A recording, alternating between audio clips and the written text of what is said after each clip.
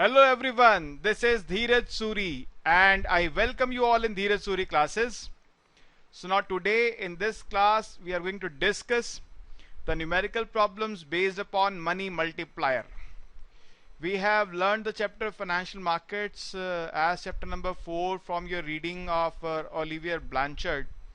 और हम money multiplier क्या होता है, उसके क्या डेरिवेशन है, उसके क्या कंसेप्ट सब पढ़ चुके हैं, रीडिंग के क्वेश्चंस भी कर चुके हैं डिस्कस. आज इस क्लास में हम अपनी वर्कशीट के क्वेश्चन करेंगे डिस्कस, जो वर्कशीट हमने आपको दी है, जिसमें डीयू के इको ऑनर्स सेमेस्टर 2 के पास्ट ईयर्स में जो क्वेश्चंस आए हैं इको ऑनर्स सेमेस्टर 2 में, और जी में भी मैक्रो चलती है, इंट्रोडक्टरी मैक्रो, उसके जो क्वेश्चंस हैं उन सबको सॉल्व करने वाले हैं. ठीक है जी. देखिए, मैं न्यूमेरिकल सॉल्व करना शुरू करूं उससे पहले कुछ चीजें आपको समझा देता हूं.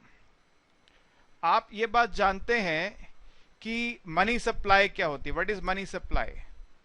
Money supply is currency plus deposits. ये पढ़ा है आपने क्लास में हमारे साथ. और हाई पावर्ड मनी क्या है? एच. ये है करेंसी प्लस रिजर्व्स. ठीक है. मैं एक बार पहले अभी फर्स्ट पार्ट से ही अपनी बात शुरू करता हूं. करेंसी प्लस डिपॉजिट्स को ही लेके चल रहा हूं. अभी करेंसी प्लस डिपॉजिट्स को लेके चल रहा हूं. सेकंड पार्ट को बाद में लूंगा. यहां पे हम क्या करते हैं, इस पूरी इक्वेशन को हम m से डिवाइड कर लेते हैं. डिवाइडिंग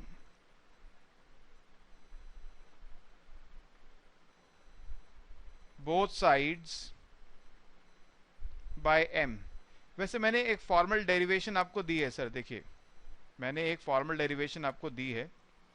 मैं आपको एक फॉर्मल डेरिवेशन नहीं दे रहा हूं, बस कुछ चीजों को लिंक करके दिखा रहा हूं. ये एक इनफॉर्मल वे है उस फॉर्मूले को प्रेजेंट करने का, जो क्लास में हमने फॉर्मूले डिराइव किया था. मैं ऐसे क्यों कर रहा हूं? क्योंकि लास्ट के जो कुछ क्वेश्चंस आए हुए हैं एग्जाम में, उसमें इन चीजों को यूज किया हुआ है, इसलिए मैं ऐसा करके दिखा रहा हूं आपको. तो यहां से d बाय एम की वैल्यू क्या होगी? d बाय एम होगा 1 माइनस सी बाय एम. अब लेफ्ट साइड जो d बाय एम है उसको हम r से मल्टीप्लाई, r यानी रिजर्व से मल्टीप्लाई डिवाइड कर लेते हैं. तो d by R into R by M is equal to 1 minus C by M. यानी मैंने यहां पे क्या किया देख रहे हैं, r से डिवाइड कर दिया, r से मल्टीप्लाई कर लिया, कोई फर्क तो नहीं पड़ेगा. तो this means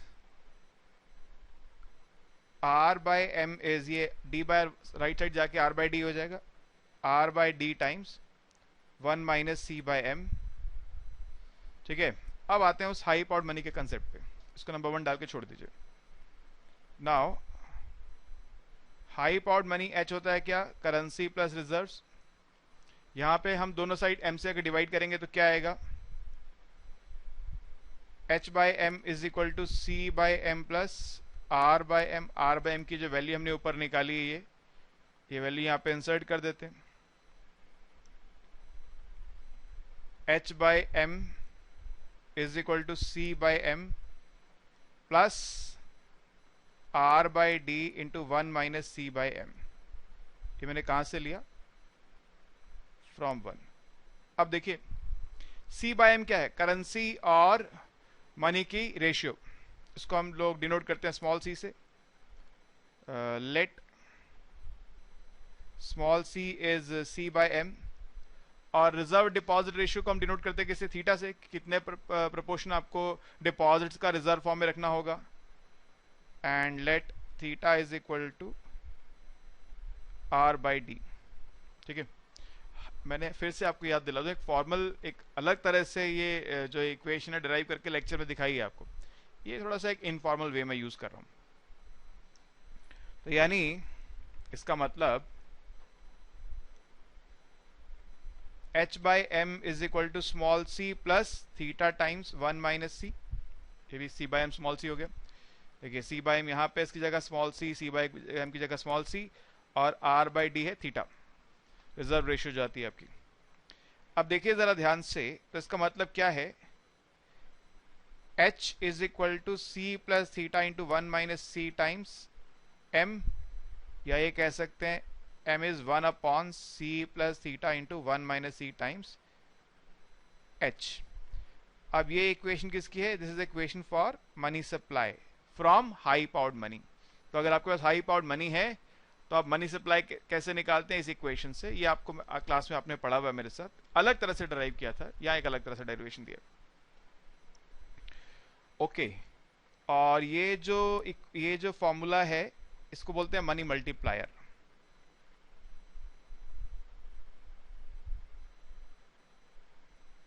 money multiplier is 1/c plus theta into 1 minus c. जब आप लोग सेमेस्टर 5 में आते हैं और वहाँ पे मनी एंड फाइनेंशियल मार्केट्स पढ़ते हैं, तो वहाँ पे ये मेथड यूज़ करके हम लोग ये इक्वेशन वापस से ड्राइव करते हैं। इसमें कुछ चीज़ें और ऐड करते हैं। अभी हमने यहाँ पे थीटा को सिर्फ रिजर्व बोला है, वहाँ पे उसके कंपोनेंट्स लेते हैं, रिक्वायर्ड रिजर्व या फिर जो नॉन रिक्वायर्ड रिजर्व्स हैं, जो कि आपके अपनी मर्जी से आप रखते हैं अपने पास, एक्सेस, इसको बोलते हैं एक्सेस रिजर्व्स। तो उस फॉर्म में इसको थोड़ा सा और बड़े फॉर्म में ड्राइव करते हैं, लेकिन मेथड लगभग यही रहता है। तो मैंने उसको यहाँ पर यूज़ करके दिखाया आपको। ये मनी मल्टीप्लायर याद रखिएगा प्लीज़, क्वेश्चन कई बार आता है मनी मल्टीप्लायर का।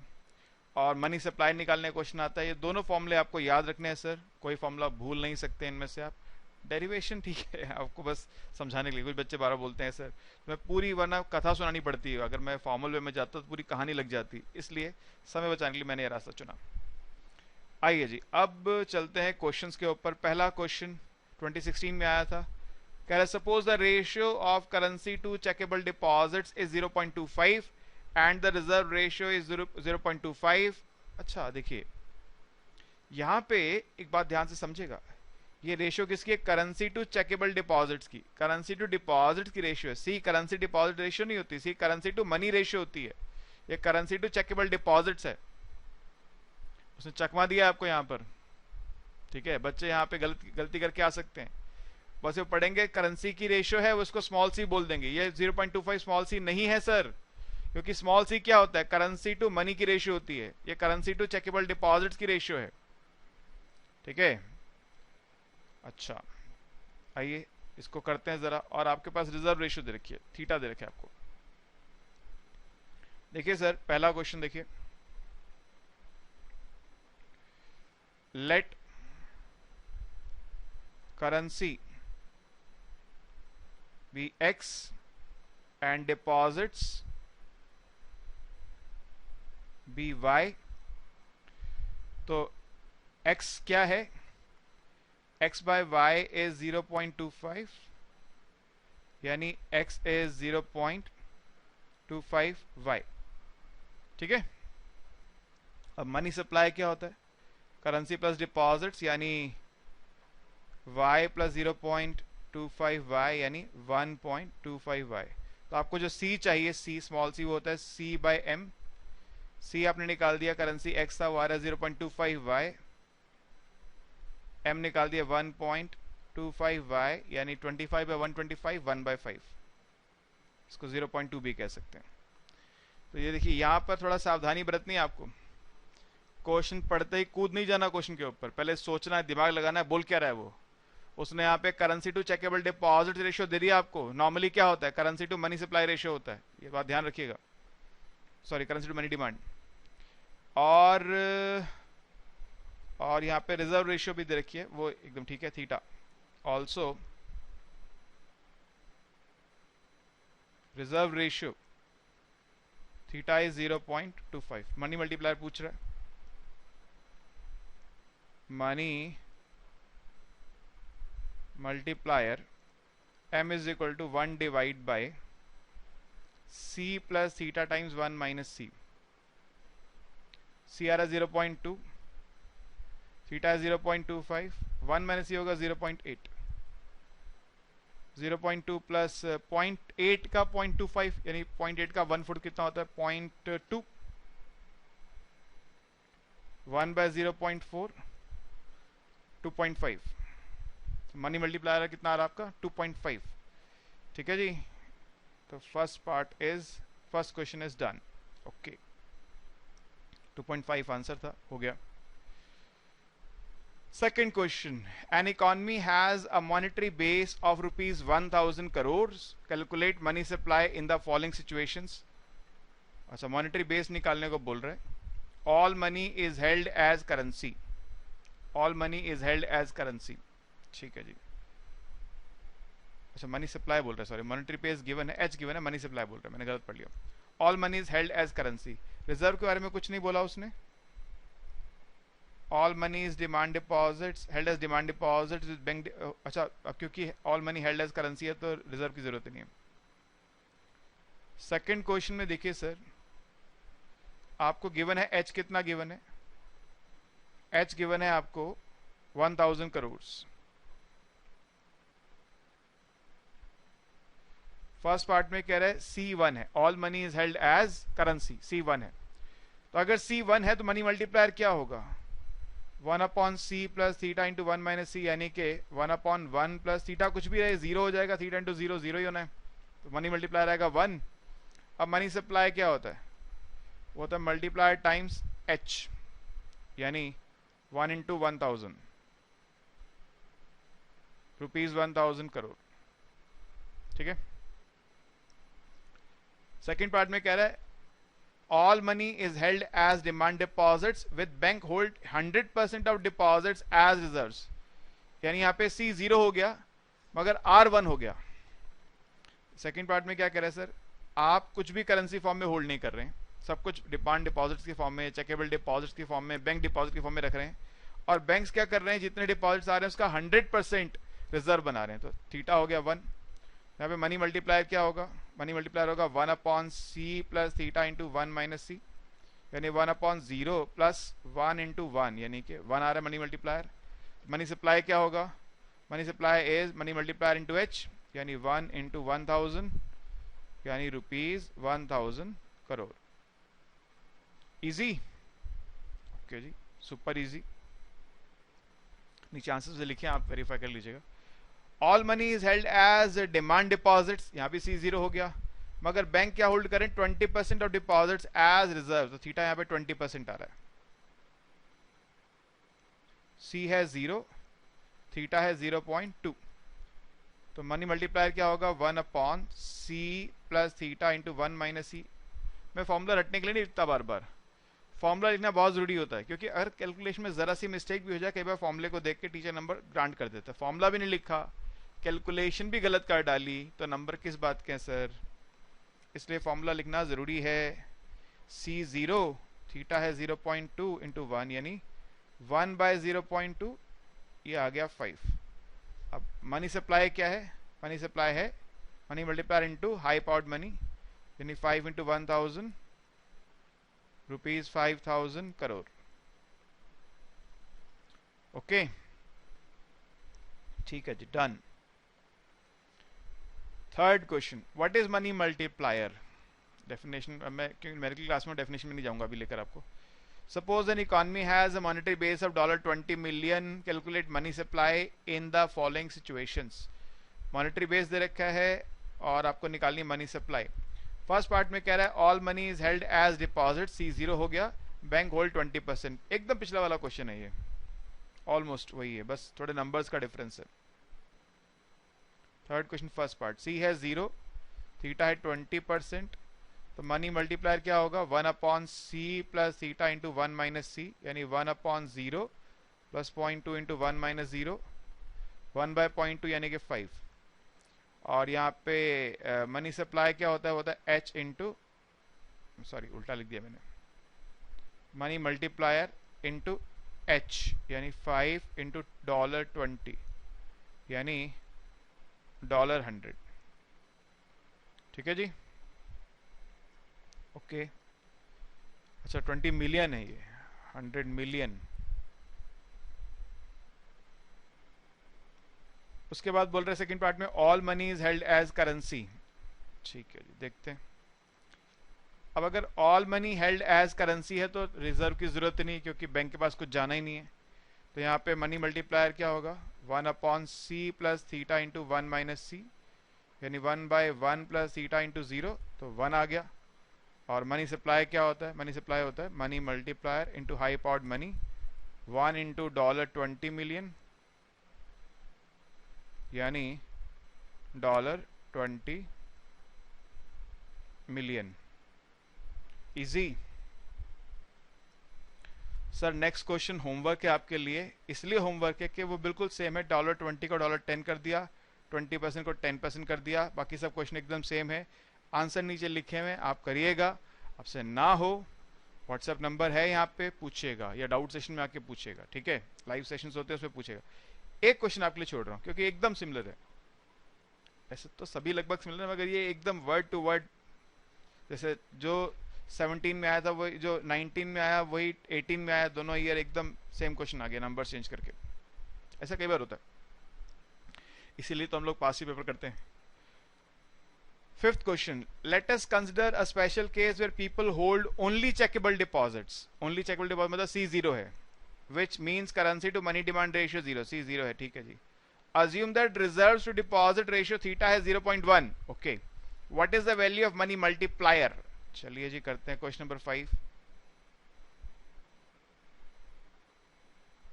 C है 0, थीटा है 1, मनी मल्टीप्लाई है 1 upon C plus theta into 1 minus C, 1 by 0 plus 0.1 into 1, यानी 1 बाय 0.1, मनी मल्टीप्लायर हो गया 10, ओके जी। सपोज सेंट्रल बैंक, इसका बी पार्ट है, suppose central bank conducts open market purchase of bonds worth 100 billion. Purchase of bonds मतलब अगर central bank bonds खरीद रहा है तो बदले मनी दे रहा है, तो हाई पावर्ड मनी बढ़ती है इकोनॉमी के अंदर, समझ गए। अगर सेंट्रल बैंक बॉन्ड्स परचेज कर रहा है तो बदले में क्या देगा, मनी देगा। Expansionary monetary policy. What will be its impact on money supply. देखिए सर, समझिए, आप जानते हैं मनी सप्लाई है multiplier times high powered money, तो यानी चेंज इन मनी सप्लाई होगा multiplier times change in h. Multiplier आ रहा है आपका 10 और चेंज इन एच कितना है 500, ऐसे कुछ था ना, 500, सॉरी 500 नहीं है, 100 बिलियन। ओ माय गॉड, खूब बड़ा नंबर है सर 100 बिलियन, तो डॉलर 100 बिलियन, तो इसको जब 10 से करेंगे मल्टीप्लाई तो और बड़ा नंबर हो गया, dollar 1000 billion, huge amount of money, ठीक है जी, ओके। 6 क्वेश्चन क्या कह रहे हैं, an economy has monetary base of 20 million, the general public wish to hold 20% of that money in cash and remaining 80% in the bank. तो C यहां पे हो गया 0.2, आप करेंसी होल्ड करें 20%। Bank wish to hold 5% cash reserve, bank 5% का cash reserve रखता है, ठीक है जी। कैलकुलेट मनी सप्लाई, तो पहले मल्टीप्लायर निकालना पड़ेगा यहां पे, तो ओके, यहां पर C है 20% और थीटा है 5%। C है 0.2, थीटा है 0.05, money multiplier 1 by C plus theta times 1 minus C, यानी 1 बाय 0.2 प्लस 0.05 टाइम्स 0.8। एक बार के लिए कैलकुलेटर यूज कर लेते हैं सर, तो वैसे 0.05, अच्छा 0.05 इंटू 0.8, 0.04, 1 बाय 0.24, ये 100 बाय 24 है, तो 25 बाय 6 है, 4 पॉइंट समथिंग आ रहा है, 4.1 समथिंग, 4.16 कह सकते हैं इसको, यहां भी छोड़ सकते हैं, 17, 166 है तो 17, ठीक है जी। और क्या बोल रहे हैं, अच्छा मनी सप्लाई बोला था, H है यहाँ पे 20 मिलियन का, H is dollar 20 million. Money supply क्या होता है, मनी मल्टीप्लायर इंटू H, यानी 25 बाय 6 इंटू डॉलर 20 मिलियन, यानी 500 बाय 6, 250 बाय 3, 83.33 डॉलर, 83.33 मिलियन, ठीक है, ओके राइट। अब सेकंड में कह रहे हैं calculate money supply if bank reserve ratio is 1%, 10%, bank maintain entire deposit as reserve money. तो एक क्वेश्चन के 4 क्वेश्चन कर डाले। अजीब है भाई, ऐसा क्या कैलकुलेशन कराए जा रहे हैं बेकार में। करनी पड़ेगी, पूछा उसने तो करना पड़ेगा। अब यहाँ पे देखिए रिजर्व थीटा यहाँ पे 1% हो गया, बाकी सब सेम है। सेकंड का फर्स्ट, सेकंड का ए, सी है, सी कितना था 0.2, थीटा है 0.01, मनी मल्टीप्लायर होगा 1 बाय 0.2 प्लस 0.01 इंटू 0.8, 1 बाय ये 0.008 हो जाएगा, 0.208। so this is 1000 by 208।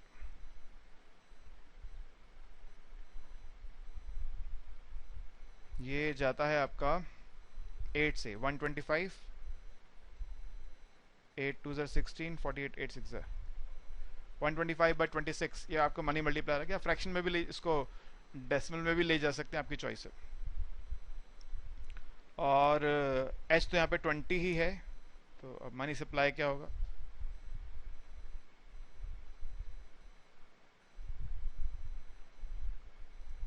money supply is m times h, 125 by 26 into $20 million। Calculator use करना ज़रा समझदारी लगती है मेरे को। 125 into 20 divide by 26, 96.15 dollar, 96.15 million. Okay जी। सेकंड पार्ट में, इसके बी पार्ट में,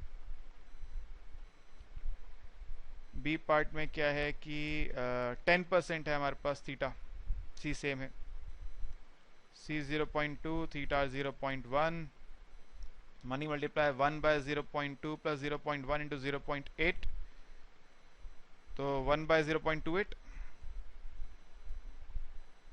so this is 100 by 28, so 25 by 7। और मनी सप्लाई क्या होगा,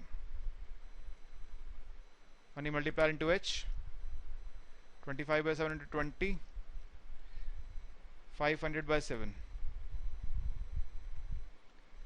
71.43 डॉलर, 71.43 मिलियन।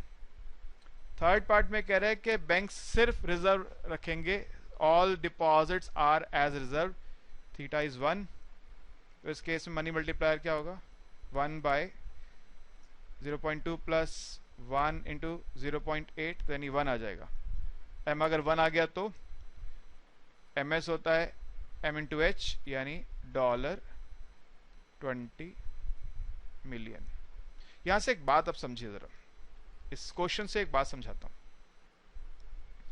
जब बैंक्स ने रिजर्व रखे कितने, 0.01 यानी 1%, तो मनी सप्लाई कितनी थी आपकी, मनी सप्लाई थी 96 मिलियन से ज्यादा। बैंक ने रिजर्व्स को बढ़ाया, 10% कर दिया, मनी सप्लाई कम हो गई 71.43 मिलियन। बैंक ने रिजर्व को और बढ़ाया, 100% कर दिया, money supply high powered money के बराबर। यानी एक बात समझ आती है जो हमने क्लास में पढ़ी हुई है कि जैसे जैसे रिजर्व रेशियो बढ़ेगा वैसे वैसे मनी सप्लाई फॉल करेगा। As reserve ratio increases money supply falls. याद रखिएगा इस बात को। ओके ठीक है जी, हो गया। सेवंथ क्वेश्चन कह रहे let us consider a special case where people hold checkable deposits with means currency. ये तो कर नहीं लिया हमने, 7th रिपीट हो गया शायद, ये ऊपर अभी आया था। अच्छा 2 बार टाइप हो गया, सॉरी, एक से सेम क्वेश्चन 2 बार आ गया, कर चुके हम। तो अब नेक्स्ट क्वेश्चन पे चलते हैं हम लोग। नेक्स्ट क्वेश्चन है हमारे पास, देखिए कह रहे हैं 9th क्वेश्चन। 9th में गिवन है हमको रिजर्व्स दे रखे 500, डिपॉजिट्स हैं 4000 के, करेंसी है 2500 की। The size of monetary base, money multiplier और ये सब चीजें पूछ रहे हैं आपसे। देखो सर, पहले बात करते हैं हम लोग किसकी, साइज ऑफ मॉनेटरी बेस की। हाई पावर्ड मनी ये होता है करेंसी प्लस रिजर्व्स। कितनी करेंसी है हमारे पास, 2500, रिजर्व से 500,